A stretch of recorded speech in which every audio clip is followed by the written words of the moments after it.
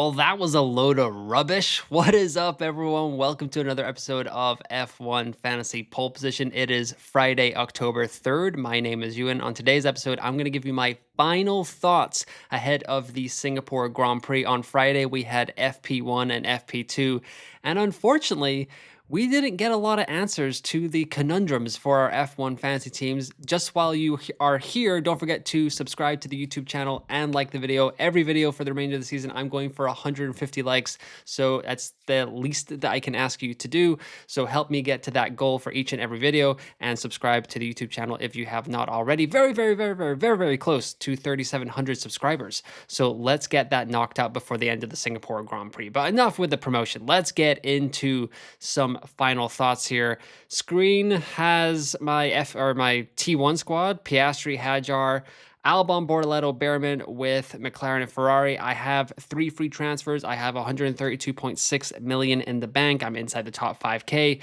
and I was really thinking that this was going to be the weekend to move to the 4A build, and that doesn't mean that it's absolutely off the table. I think I'm more than likely going to end up there, but we did not get any answers to what we are going to do with our teams in F1 Fantasy Day. In FP1 here, we've got Alonso, Leclerc, Verstappen, Hamilton, Piastri, Norris, Hadjar, Sainz, Tsunoda, and Ocon rounding up the top 10.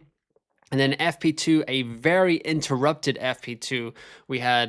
It was like watching wacky races out there. We had George Russell just kind of like cannoning off of a wall and losing his front wing all of a sudden. Then Liam Lawson kind of goes wide at a turn and loses his wheel all of a sudden.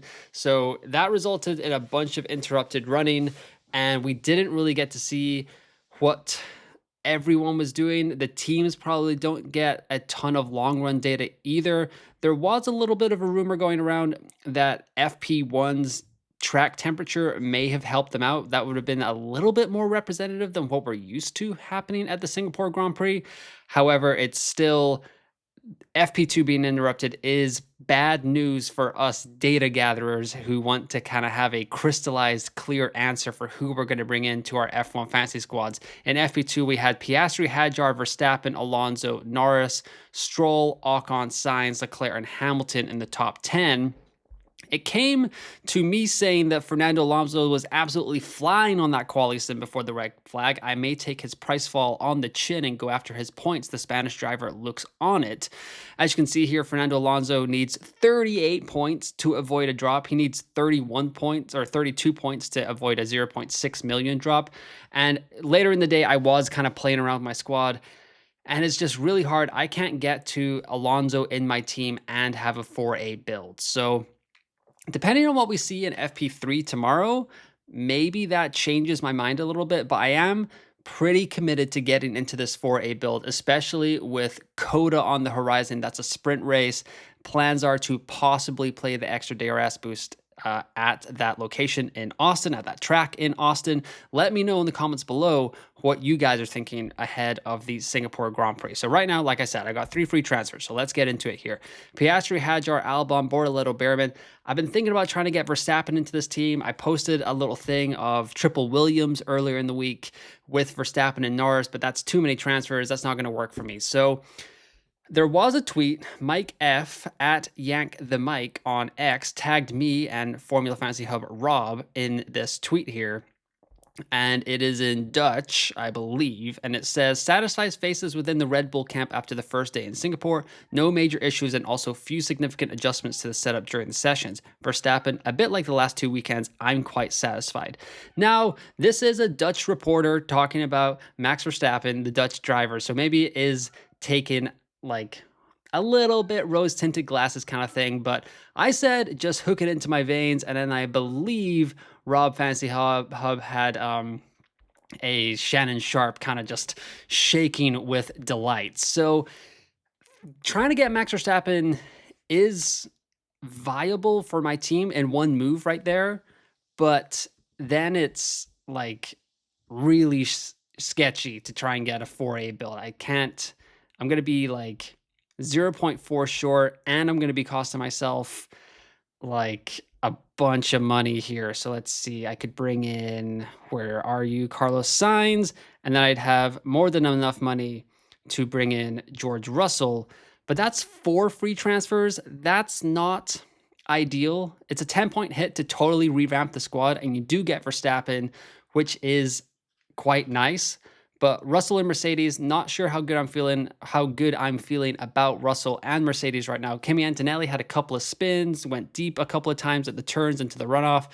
Russell missing out on FP2 running is not ideal either. However, he has experience. He's had some okay returns at this track. So I'm not too worried about Russell because in theory, I'm probably going to end up on Russell in this 4A build. It just kind of depends how I get there. So the 2 moves that I've talked about in my team selection in previous episodes are Albon and Behrman out to Russell and Gasly straight up. I didn't even see where the Alpine guys were. I'm assuming they were the back of the field. Gasly in 13th, Colapinto in 19th in FP1. FP2, when teams start to get things together, Gasly was in 16th, Colapinto 19th. So Colapinto, probably not going to be an option for me. As you can see here, Gasly needs 3 points for a good price rise. Colapinto needs 12. I've talked about this before as well. Like Alpine, as soon as they rise, they're probably going to fall the next race unless Gasly like kind of gets a performance out of nowhere. So in order for me to maybe avoid going with an Alpine asset at the bottom here, I'm going to have to get creative. And this gives me just enough money, which is very nice, to bring in George Russell, Carlos Sainz, and Red Bull Racing. It gives me a piece of Verstappen, which feels good. I prefer it to be Verstappen just straight up, but bringing in Red Bull, Russell, and Sainz feels like a pretty strong maneuver into the 4A build for this race, for COTA, for Mexico. If Red Bull really is all that and their upgrades that they've brought to the car are kind of bringing them closer to McLaren, it's almost like a flip of the 2024 scenario where McLaren all of a sudden, like they did theirs a lot earlier in the season. Like they brought their updates to Miami, and that's when everyone was like, oh, they're just as good as Red Bull. And now Red Bull has brought something a little bit later in the season that seems to have flipped the script a little bit. Verstappen seems super relaxed in his driver interviews. We saw that tweet from Yank the Mike saying that he feels comfortable according to reports. And it feels good. I mean, even Yuki Tsunoda in his driver press conference the other day was like, I found something in Azerbaijan. Beforehand, it felt like it was more like luck if I was going to be able to score points, but I definitely found something in Baku that has helped me feel better about the car. There's also the fact that like Christian Horner has left this team over the last 4 or 5 races, and maybe the team is just all in listening to the drivers. Like there's no like tug and pull between Papa Verstappen and Daddy Horner. It's just like all in on Team Max to make him happy. Hopefully he sticks around in Red Bull for the foreseeable future, and he's just getting the best results. Maybe he feels better in the team. So Red Bull overall, feeling quite good about them or getting them into my squad. We're going to get some data out of Formula1.com. We're going to get some data out of F1 Fantasy Tools here, and I cannot stress this enough that I am really not going to trust that data. I will trust it a little bit more after FP3 if we get a complete session.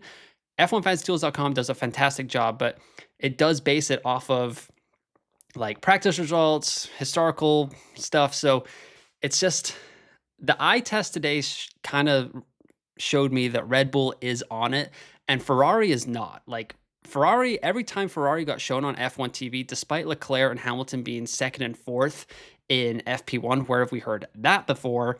They both came like they barely crept into the top 10 in FP2 as well. I understand that that was a interrupted session. It just feels like it's not. It might be the time to get off of Ferrari. So the 3 transfers I'm looking at are Albon, Behrman, and Ferrari out for George Russell, Carlos Sainz, and then Red Bull Racing. That leaves me with 0.1 in the bank. As you can see here, Russell, Hadjar, Bortoleto, Sainz. Those, I can go back to the budget builder here. This should enable me to get a few price rises in my squad as well. Maybe that will help me out. Like we see that Piastri is likely to fall this weekend. Maybe Norris falls. Verstappen's not going to fall this weekend, so that's a little bit of wishful thinking. But Russell with a 0.1 rise should be in play. Sainz is probably going to get a rise. Bortoleto, Hadjar, all good there as well. So feeling quite strong about that team. Red Bull here and McLaren, not worried about them at all. There have been some thoughts about maybe going down to a B tier constructor and kind of going with like a super heavy kind of like you can bring in Max and then obviously a Racing Bulls. They're going to do quite well this weekend, and you can kind of upgrade. You could keep Albon in if you think that Williams. However, Albon missed all of FP1 with a brake issue or rear part of the car issue. So that's 2 free transfers as well, which is also not that bad. It sets me up quite nicely for Coda, actually, now that I'm looking at it. But then it's like you do have to get out of that Racing Bulls eventually, and that's going to cost you some more moves down the line. So I think if I had to lock in my team in 3 minutes time, it would be Albon, Behrman, and Ferrari out for Russell, Sainz, and Red Bull Racing. That's kind of how I'm feeling after FP2. Like I said, this is just what I saw on the track today. Don't have any data yet coming out of Formula1.com or F1FantasyTools.com. But leave me a comment below with your lineup conundrums. Hit me up on X at F1FantasyEwan. No deadline live stream for me tomorrow. I am getting out of the country. As you guys know, haven't had the best week in the real life situation. So thank you to everyone that kind of reached out during a little bit of a difficult week. So I really appreciate that. So I'm going to go clear my head for a little bit, but I have already pre-recorded an episode for Monday. It's not going to be related to Coda. It's going to be chip strategy guide. So make sure you guys are liking the video and subscribing to the YouTube channel. 150 likes per video, por favor. And then we can move on to Austin. I will be back a week from Monday to discuss Austin team selection. Q&A streams will be back and stuff. But as you guys saw a little bit, it was not the most fun week in the world for myself. But hopefully you guys are all starting to get your head around what you're going to do for the Singapore Grand Prix. Like I said, hit me up on X at F1FantasyEwan. I'm going to be active until the deadline tomorrow. So I'm not just going to like disappear after this episode. And you can leave a comment here below and I will answer them all the way up until I'm kind of unable to check my phone anymore. So hopefully you guys have a good Singapore Grand Prix and everything goes well and we all score a bunch of points and I score a little bit more points than you and start to creep into the top 4K, obviously. But once again, thanks for listening. Thanks for watching, and I will talk to you next time.